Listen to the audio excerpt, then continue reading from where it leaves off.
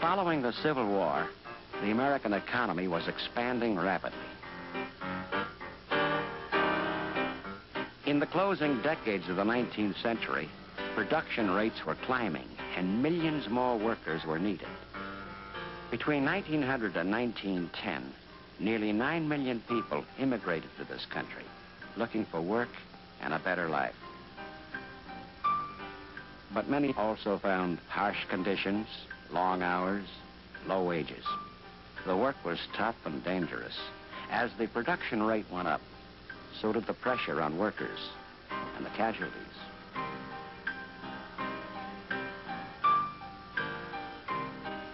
Railway workers had one of the most dangerous jobs.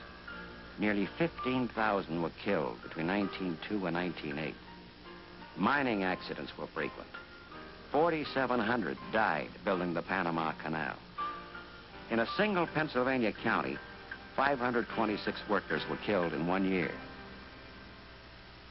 There were few government rules covering safety and health, and workers had few rights. There was no legal protection for unions. When workers did organize against these harsh conditions, their strikes were usually broken by the company, sometimes with the aid of hired police or government troops.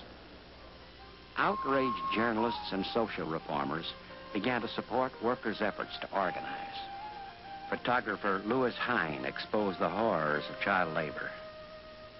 Novelist Upton Sinclair, in his classic work, The Jungle, described the brutal lives of Chicago's stockyard workers.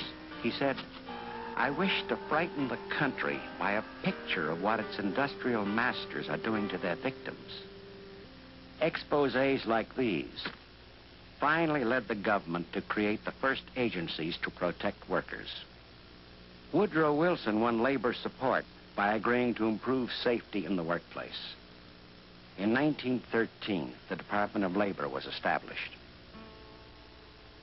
Pressure for change was often finally effective only after a major tragedy. After 361 men died in the Monongah mine disaster of 1907, the Bureau of Mines was set up to supervise mine safety. Gradually, industry began to regulate itself in what is known as the Voluntary Safety Movement. The National Safety Council, founded in 1913, set voluntary guidelines for safety engineering and better working practices. Companies put guards around dangerous machinery, set up first aid stations, and began safety classes. But safety education stressed that most accidents were the workers' own fault.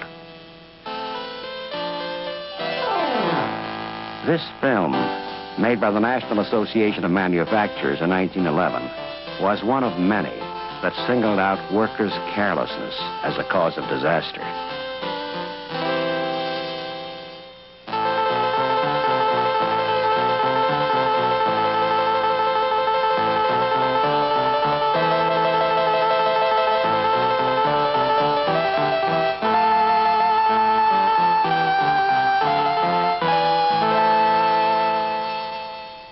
But many terrible tragedies were not caused by workers' carelessness.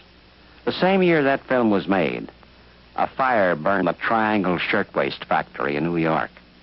Because many of the exits were locked, 146 people, mostly young immigrant women, died. Again, it was only after the tragedy that the first permanent commission to inspect factory safety was set up in New York. During the same time, industry helped establish a system to compensate workers for accidents.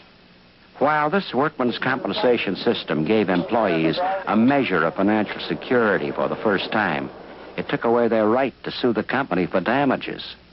The amount of compensation was limited, and workers were not represented on the boards that decided claims. But this growing concern for workplace safety had some noticeable results, and accident and death rates fell.